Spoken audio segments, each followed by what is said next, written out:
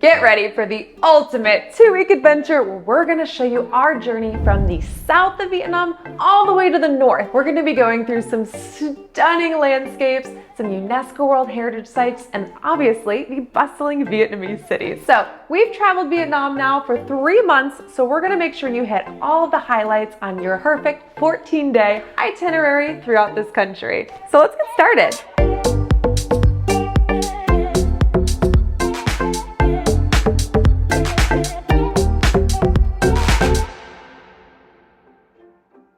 First up is Saigon, or known as Ho Chi Minh City. So you're gonna start in the largest city in Vietnam. Throw your bags in your hotel and don't go to sleep yet because you're headed to the Ho Thi Khai Flower Market, where you can try some of Vietnam's most unique street food dishes. I'm trying to get one of the tentacles out. Oh, We got to meet up with a friend there and it was a blast. Highly recommend. The next morning, you're gonna be taking a 3-hour sleeper bus down to the Mekong River Delta. This is one of my favorite places in Vietnam. So while you can technically book a day trip where they will take you down to the Mekong and right back up to Saigon in one day, we highly advise against it. And that's because most of the magic and tranquility here in the Mekong happens before 6 a.m. All right, it's 5:45. We gotta go catch a boat and head to the Mekong River Delta. So you really want to spend the night here so you can enjoy it and see it for what it is. By the way, if you're looking for a really cool local place to stay in the Mekong, we highly recommend staying at the Green Village Mekong. The people there were incredible and they really want to ensure you have a fantastic time. And not to mention something really cool is their bungalows are right on the Mekong. So cool. All right, so now we are on day 3 of our 14-day itinerary. And it's a really early start here at 5:30 a.m. So I hope you got a lot of sleep. You're gonna get picked up on a boat and you are going to wake up slowly while you head over to Cai Rang, the largest floating markets in the world. This is a once-in-a-lifetime experience, so make sure to check it out before it is gone one day. If you want even more information about what this experience looks like firsthand, make sure to check out our video on the Mekong River Delta and we can show you the whole experience from start to finish. Do you want to try some fermented shrimp? Let's keep moving on. After the tour, you're gonna go back to your hotel and pack up your things because you're gonna be saying bye to Can Tao and also bye to the south because you're headed up to the center of Vietnam. So since you're on a 14-day itinerary, you need to make the most use of your time, so make sure to book a flight from Can Tao to Da Nang, Vietnam, and if you do it in advance, it's very affordable. Once you arrive in Da Nang, you can enjoy the nightlife that this wonderful beach city has to offer. But we really recommend you planning your trip so Da Nang falls on a Saturday or Sunday night, because at 9 p.m., the fire-breathing dragon comes out and it's just something you have to see for yourself in person. Just shot down the road, no motorbikes, no cars can come, and we're gonna go see what this looks like. But not only that, you don't just go to see this cool fire-breathing dragon in a city. I mean, what? But they have a night market where you can enjoy some more Vietnam street food that is incredible. Also, definitely recommend the seafood there. Now, it's day 4 and you're headed to a nearby local ancient town called Hoi An. And this town is so unique because it has a mix of Vietnamese, French, and Japanese culture all in one. But how do we get 45 minutes away? We're not renting a car. That would be a lot for a 45-minute drive. What Vietnam is really cool here is this thing called the Grab app. And it's an app on your phone that's very similar if you're from the US to the Uber app, where you can put your destination in and it's very affordable rates. Actually, way more affordable than Uber in the States. So make sure to download the app before you come to Vietnam. Also, one of the biggest draws to Hoi An is every month on the full moon, they have the Lantern Festival. And this is such a cool experience that you cannot miss. If you want to learn more about what this experience looks like firsthand, make sure to check out our video on the Hoi An Lantern Festival. Now, one dish you absolutely must try in Hoi An is called Khao Lao, which is local to the Hoi An area. You can normally get it with meat, but because I don't eat meat, we're getting it with tofu. Very different than any other noodles I've had in Vietnam. Obviously, Vietnam's full of good noodles, but I really like the thickness and the texture of this. And you don't need to plan out where you're gonna get this dish because this local fan favorite is everywhere. So make sure you try it before you leave Hoi An. Also, make sure to just get lost in this beautiful city so you can explore the ancient architecture. Next tip, if you're into custom clothing, then Hoi An is the right place for you. So make sure to head here first because it does take about 24 hours for them to get the clothing back to you. And they can really make anything from men's suits to women's gowns to just about anything you can possibly think of that's made out of fabric. And if you're thinking, oh my goodness, there is so many shops here, where do I get my tailor-made clothing made from? We chose BB. It's a very popular place here to get clothing done, but their fabric quality, and we went to a lot of different tailors, seemed the most quality to us. So if you're looking for a custom-made suit, especially like Ryan had, definitely check out BB. It's day 5 and you're waking up in Hoi An, and you're gonna wanna make your way down to the Phin Coffee Hoi An, where you're gonna get some incredibly delicious coffee. So, fun fact about Vietnam, they are the second largest exporter for coffee in the world, which is extremely fascinating given Southeast Asia is such a big tea culture. So, if you really wanna learn more about Vietnamese coffee, you have to schedule it in advance with the owner, but you can take a class with him and he teaches you all about Vietnam and coffee. After coffee, you're gonna be headed over to your tailor appointment from your custom-made clothing, which is usually about 11 a.m. Once you get those final adjustments made, head back up to Da Nang because you're headed to northern Vietnam, which will either be done by sleeper bus, by train, or by flight. And we're headed next to Hanoi. You'll notice that we skipped the famous Golden Hand Bridge that, well, I say famous because it's insta-famous, right?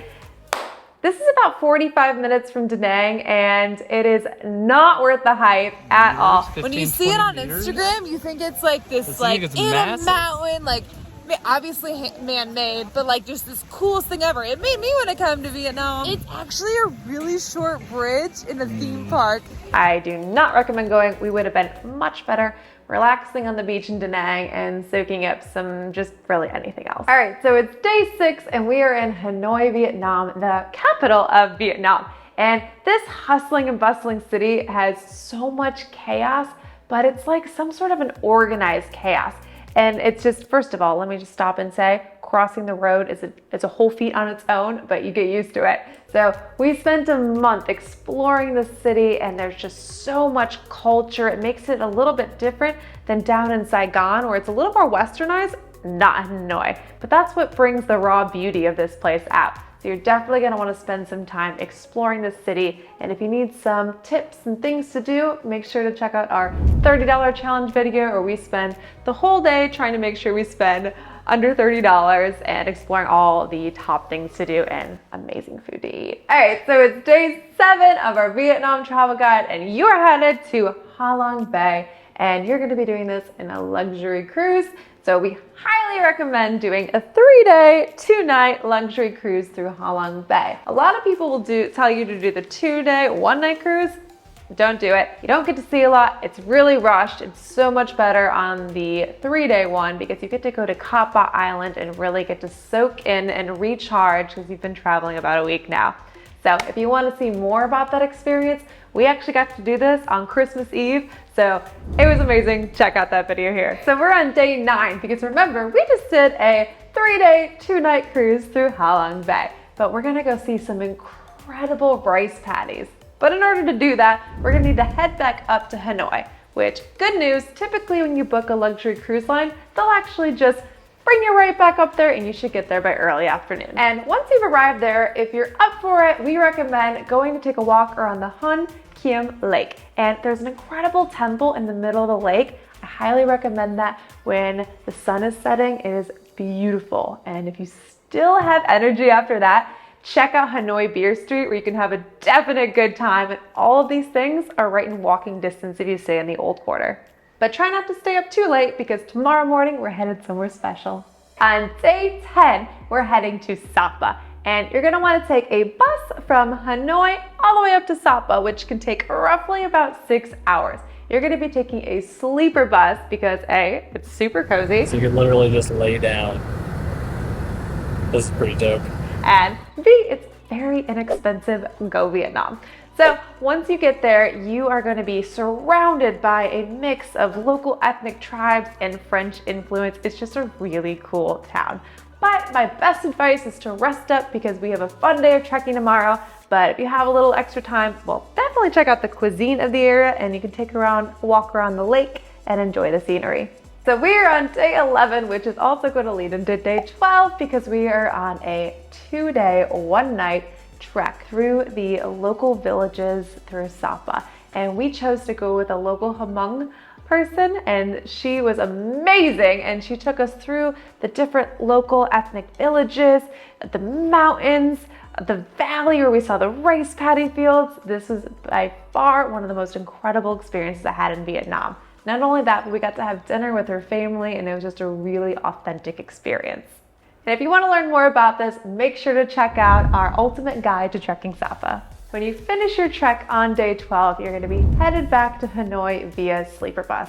And these sleeper buses are so comfortable and so safe, so make sure to take a lot of rest and get a much needed nap on your way back to Hanoi. So now we are on day 13, which is actually your last full day here in Vietnam. So you're gonna wanna spend it exploring the capital city of Hanoi. One thing you're not gonna wanna miss is going to Train Street. This is where you're gonna be sitting right next to the train tracks, and you're gonna be sitting in one of the Vietnamese coffee shops, and you can see the train zooming by you. Really fun thing to get when you're there is called egg coffee. It's a Hanoi specialty. After Train Street, you're gonna wanna go on a Vietnamese food tour. So you can either hire a local guide or you can do it yourself. If you want to do like us, where we did it ourselves, make sure to check out our Vietnamese food tour guide, where we'll show you all the best places to try different Vietnamese food and also some vegan alternatives. But this is your final day here in Vietnam.